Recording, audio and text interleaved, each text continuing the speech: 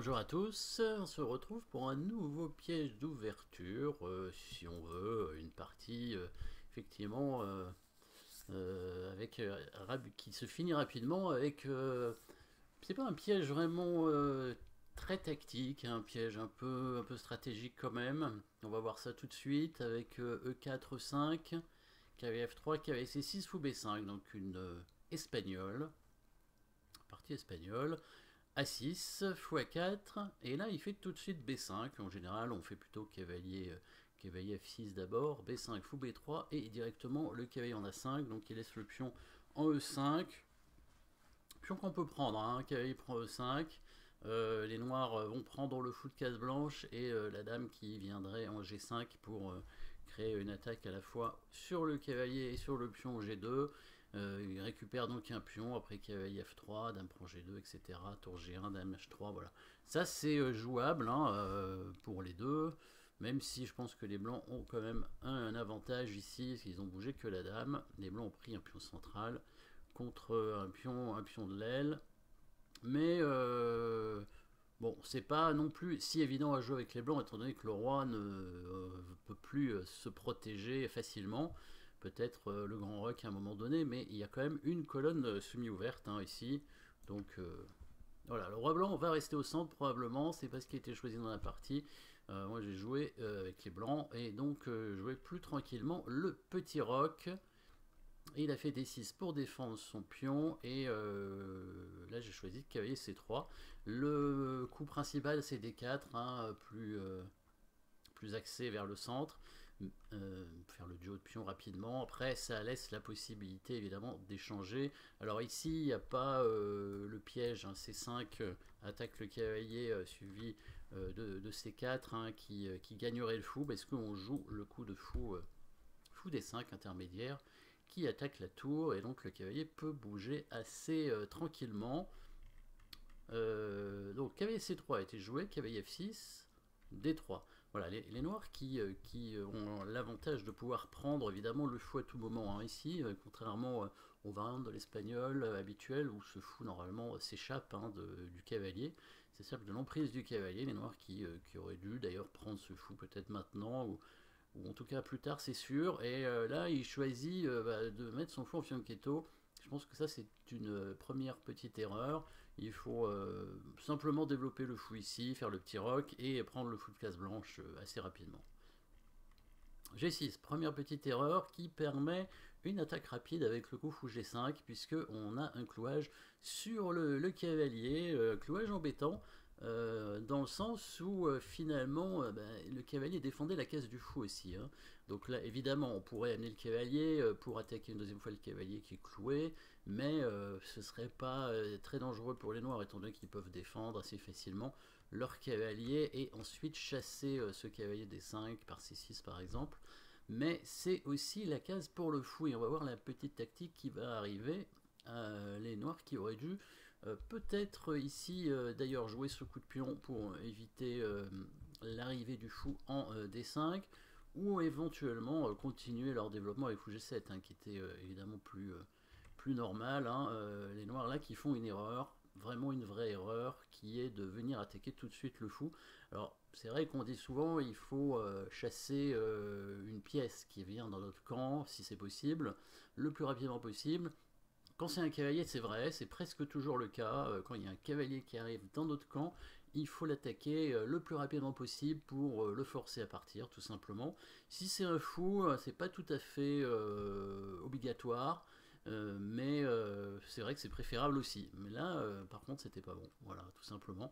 Et en fait, l'idée aussi d'attaquer le fou rapidement, c'est d'empêcher que la dame se mette en batterie pour éviter que le pion avance et chasse le fou. Sauf que là, si la dame fait ça par exemple après fou G7, on pourra quand même faire H6, étant donné qu'on a la tour ici qui défend le pion. Et si jamais le fou reste sur cette diagonale pour empêcher le petit roc, et cette fois le cavalier pourra venir aller prendre le fou. Hein. Donc là, ça n'avait pas de sens en fait vraiment d'attaquer le fou tout de suite.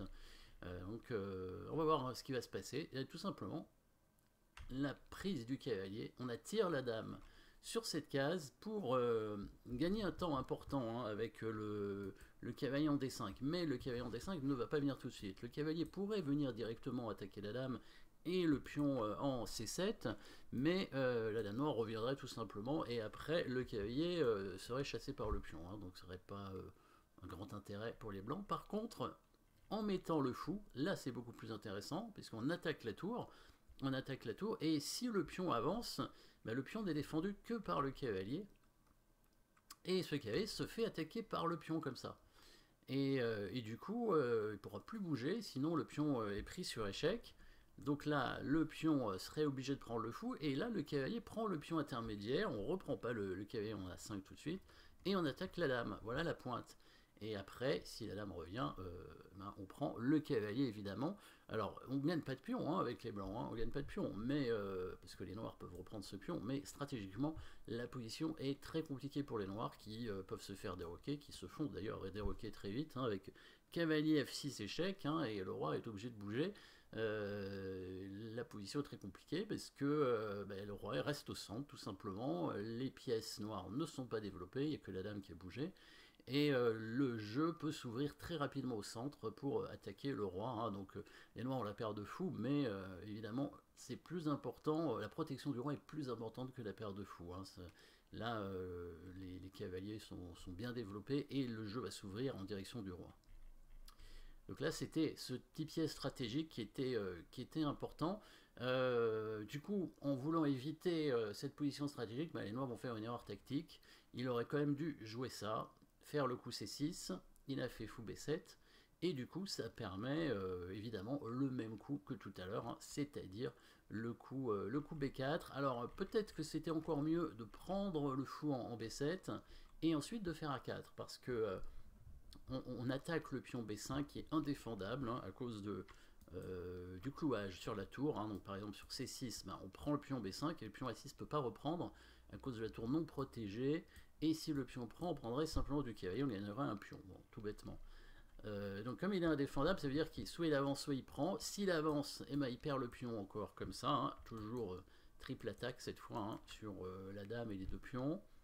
Ou bien il prend le pion à 4, ce qui fait que bah là il se retrouve avec une position détestable, parce que le pion est extrêmement faible ici en A6, et bon, il a des pions faibles, hein, et puis il y aura toujours cette case très intéressante pour les blancs. Voilà, une position très difficile ici pour les noirs, stratégiquement encore une fois. Mais bon, j'ai préféré le coup B4 avec l'idée de faire A4 après, hein. Il est venu en C6 avec son cavalier, peut-être qu'il fallait avancer le pion, mais là il donnait un pion en faisant ça. Cavalier C6, maintenant le coup A4, jouant sur le clouage du cavalier, hein, le fou n'est pas protégé ici, donc gros problème. Il a pris le pion en A4, donc du coup il se retrouve quand même dans une position mauvaise a priori, hein, avec un pion isolé ici. Et donc on pouvait s'attendre tout simplement au coup tour prend A4, hein, que j'ai montré tout à l'heure, qui était bon d'ailleurs, hein. C'était pas du tout un mauvais coup, mais comme disait, je crois, hein, le champion du monde Steinitz, à l'époque, où c'était Lasker qui disait ça peut-être, quand vous avez trouvé un bon coup, cherchez-en un meilleur. Cherchez-en un meilleur. Oui, tour prend A4 est un bon coup, mais ici il y a un meilleur coup à trouver, et si vous voulez, vous pouvez mettre la pause pour essayer de trouver ce coup qui est pas évident, hein. C'est pas évident à trouver, mais ça va finir la partie plus rapidement. Tour prend A4, on aurait eu l'avantage, probablement une position gagnante, décisive déjà, stratégiquement, sans avoir de pion d'avance, mais la partie aurait pu continuer. Là, il va y avoir un joli coup de dame qui n'est pas évident à trouver. On joue le coup dame B1. Alors là, la pointe, hein, de l'idée de ce coup, c'est faire levier, évidemment, avec le coup B5 ici. Levier explosif, puisque on attaque à la fois le cavalier et le pion. Levier explosif, c'est un terme, hein, qu'on trouve dans l'art de jouer les pions, hein, bien entendu. Très bon livre, vieux livre, mais stratégiquement, pour les pions, c'est très important d'arriver à lire ce livre, parce que c'est pas facile, hein, il y a des termes compliqués, mais il parle de levier quand il avance un pion pour attaquer un pion adverse, et de levier explosif quand l'échange du pion est obligatoire, puisque on fait une fourchette de pions en fait en avançant. soit on attaque un pion et une pièce en général, donc c'est le cas ici avec le coup B5. Si le pion noir prend, on reprendrait avec la dame, et du coup on aurait une attaque double hein, sur le fou et le cavalier, avec le clouage aussi sur le cavalier, hein, le roi qui restait au centre. C'est le problème principal des noirs ici, qui n'ont pas de coup, en fait, tout simplement, il n'y a pas de défense déjà. Il a tenté cavalier D8 pour défendre son fou, mais on joue quand même le coup B5, hein, qui est gagnant, hein, tout simplement. Bon, ici il a abandonné, bon, il abandonne un peu vite, hein, je pense que j'ai été un peu surpris qu'il abandonne aussi vite, mais en fait il n'a pas de coup, hein. Sur fou prend fou, bah, on prend maintenant avec le cavalier, on attaque la dame, et il y a la menace de fourchette, et le cavalier a pris la case de la dame, donc il n'y a plus moyen de défendre le pion. S'il prend le pion en B5, il va perdre une pièce, après fou prend, cavalier prend, on fait dame prend B5 échec, hein, et on gagne le cavalier. Qu'est-ce qu'il peut faire encore sur B5? Peut-être le seul coup en fait à jouer, ce serait le coup A5. Très certainement, à ce moment-là, les blancs ne devraient pas gagner de matériel tout de suite. Il y a beaucoup de... Il y a quand même pas mal de choix, il y a quand même des coups intéressants, hein. Par exemple, alors on peut tout simplement prendre le pion en A4, évidemment ça c'est bien, mais peut-être qu'il y a plus fort avec l'échange du fou en B7, le cavalier qui vient en D5 pour attaquer la dame et donc le pion, la dame qui est obligée de revenir défendre cette fourchette, et le pion qui avance pour, encore un levier, hein, pour venir menacer la fourchette en fait, hein. Donc en fait le pion peut pas éviter l'échange, hein, parce que ce cavalier va venir gagner la tour, enfin la qualité, bon le roi va être déroqué, ça va être catastrophique. Et si le pion prend, hein, de toute façon on ne peut pas faire autrement avec les noirs, il y aurait cette petite échec avec la dame, hein, toujours cette dame qui arrive à bon escient, et là c'est encore pire que tout à l'heure, puisque bah, le roi n'a pas de case, la dame est obligée de couvrir, et là on va faire cet échec de l'autre côté, donc des fourchettes dans tous les sens. À remarquer ce joli petit coup de dame hein, qui permet d'amener la dame en attaque vers le roi. En tout cas, protection du roi, très important. Évidemment, son roi est resté au centre. Toujours quand vous avancez un pion en fianchetto comme ça, hein, le pion G6 a toujours développé tout de suite le fou après, pour pouvoir déjà au moins avoir le fou qui contrôle la case très importante, le trou hein, qui a été créé avec le pion G6, et puis qui permet évidemment de faire le roc pour mettre le roi à l'abri.